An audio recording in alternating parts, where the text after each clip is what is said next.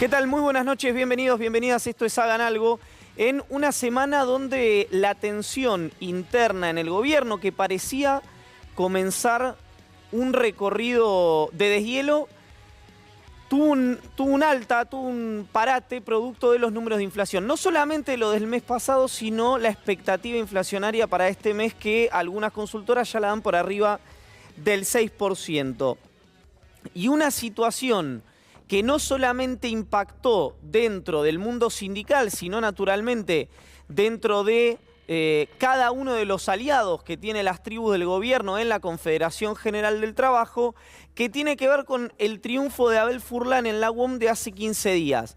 ¿Por qué esto? Bueno, porque hay algunos sindicalistas, uno podría decir en términos descriptivos, no valorativos, los más acuerdistas, que empiezan a preguntarse si el aumento de la conflictividad no es un vehículo para que sus oposiciones dentro de los gremios, que ya no estamos hablando de la izquierda, sino de oposiciones con vigor desde el peronismo, puedan hacerle fuerza, como le pasó a Caló en la Unión Obrera Metalúrgica. Esta pregunta es importante porque no solamente impacta dentro de la CGT, o no solamente responde a un problema dentro de la CGT, sino a un problema más grande, más global, que tiene que ver con la distancia que hay, ya no entre la inflación y la recuperación salarial, sino una distancia muchísimo mayor, un gap que es un océano, que es la distancia entre las expectativas que tenía la sociedad cuando votó al Frente de Todos y esta realidad multicausal, no solamente la inflación, sino también la realidad muy lejana de las esperanzas que había generado este artefacto complejo que llevó a Alberto Fernández y a Cristina Fernández a la presidencia y la vicepresidencia de la Nación.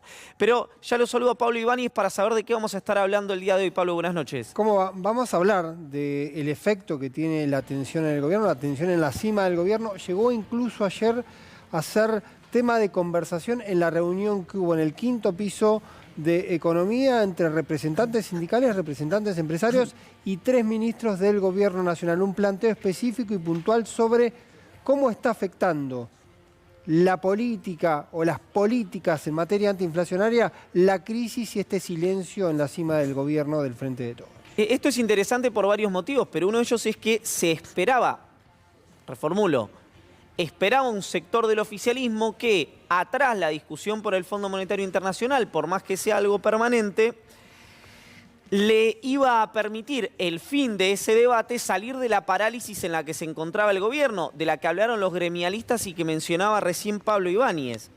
Y cuando uno habla con Sergio Massa o con dirigentes del kirchnerismo o con ministros del presidente, son moderadamente optimistas respecto a encontrar una nueva ingeniería en el oficialismo.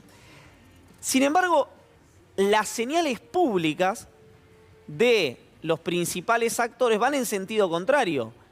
Es decir, la reaparición, por ejemplo, de Axel Kicillof al lado de Máximo Kirchner y una crítica directa a la situación económica y a la situación puntualmente en el conurbano bonaerense, se recorta sobre ese escenario que comentábamos recién. La saludo a Estefanía Pozo para saber, bueno, la discusión también está hace 5 años presente en el Senado respecto a los fondos en el exterior, el proyecto de la vicepresidenta. Y repasar un poco los números, ¿no? ¿Cuánta cantidad de activos, vamos a decirlo así, tienen los argentinos en el exterior y compararlo con el último dato de PIB en dólares que tenemos del Banco Mundial? ¿Cuánto es esa relación? Y hay una lista interesante, no la trajimos hoy, pero se le ha puesto nombre y apellido. No, esto es muy importante aclararlo, no es lo mismo tener dinero afuera que tener dinero no declarado afuera. Dos cosas bien diferentes, una es un potencial delito, la otra no. Ahora, lo interesante de esto es que el kirchnerismo insiste, por los resultados que están a la vista, con un cambio en el equipo económico. No solamente de Martín Guzmán, sino el conjunto del equipo económico, que cuando uno lo repasa al equipo económico del gobierno, hace sentido lo que dijo la senadora Anabel Fernández Sagasti en este programa la semana pasada.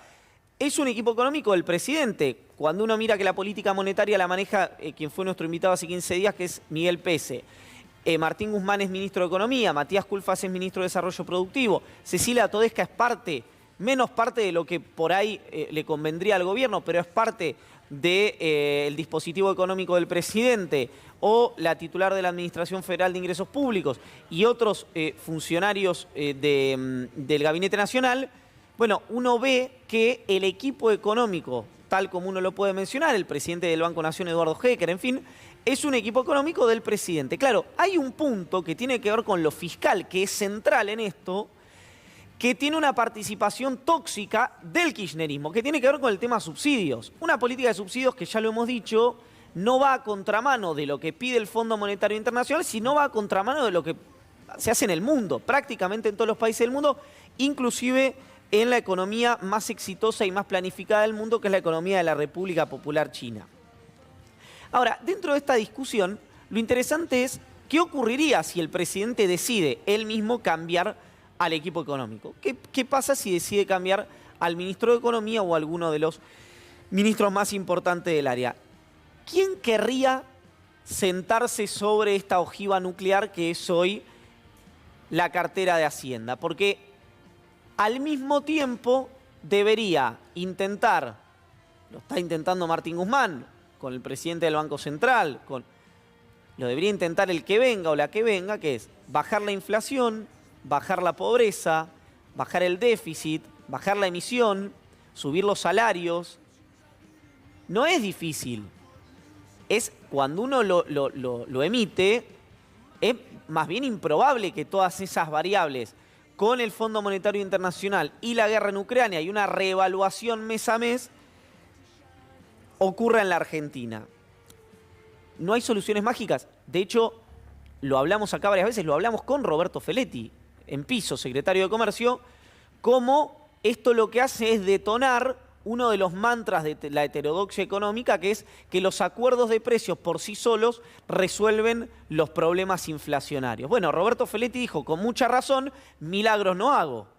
Bueno, pero entonces el problema no es Feletti, como no era Paula Español, como no era antes en el gobierno de Cristina Kirchner, Augusto Costa. Es la política macroeconómica. La Secretaría de Comercio es el quinto escalón al cual llegar cuando hay problemas de aumentos de precios.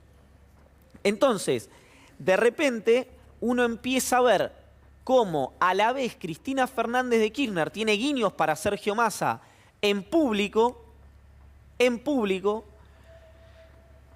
y un sector de su tropa acusa a Martín Guzmán y a Matías Culfas de ser demasiado ortodoxos o proempresas. Esto es interesante porque deberían pensar entonces quienes plantean este tipo de cuestiones que quien venga a ocupar presuntamente el sillón de Guzmán y de Culfas tiene margen para hacer una heterodoxia más vigorosa que la de Guzmán y de Culfas. Es decir, podría el equipo económico, supongamos, por los guiños de Cristina Kirchner, de Sergio Massa, abolir la propiedad privada, porque dentro de los márgenes posibles de lo que está haciendo el gobierno nacional, cuando uno mira las medidas, no hay una enorme cantidad de medidas que no se están tomando. Uno escucha siempre el tema retenciones. Plantear la posibilidad de retenciones, que son absolutamente necesarias, es más, uno tendría que decir que son impostergables, es una evocación política, no institucional, porque la oposición ya planteó que no las va a votar en el Congreso de la Nación. Entonces, esta parálisis tiene que ver en parte por una pelea, pero en parte por la impotencia propia de haber perdido las elecciones el año pasado. Mientras tanto, quien aprovecha esta situación del gobierno nacional es Patricia Bullrich, hoy la dirigente cabeza a cabeza con Javier Milei de mayor imagen positiva de la Argentina, no de imagen neta, es decir, cuando uno resta, digamos, la positiva y la negativa, sigue siendo Horacio Rodríguez Larreta la figura con mayor imagen positiva. Ahora, el mismo ejemplo que planteamos cada vez que hablamos de imagen en una encuesta. Roberto Lavagna medía 70 puntos en las elecciones de 2019 y sacó el 5% de los votos. Lo interesante de esto es que Bullrich empezó un proceso, para decirlo rápidamente, de corrimiento hacia el centro, aunque sea imperceptible por ahí para la sociedad. ¿Por qué? Bueno, primero por una reunión que mantuvo con los dueños de la Argentina. Fue Bullrich a un almuerzo, son varios los almuerzos que hace la Asociación Empresaria Argentina, y estuvo en un almuerzo con Héctor Manieto, con Paolo Roca, con Luis Pagani, con Carlos Brown, con Migens y con Grimoldi. Uno podría decir ahí buena parte del PBI de la Argentina. ¿Con quién estuvo Bullrich? Acompañada de Federico Pinedo y de Luciano Laspina, un economista al que Bullrich empieza a mostrar como el responsable de su equipo económico.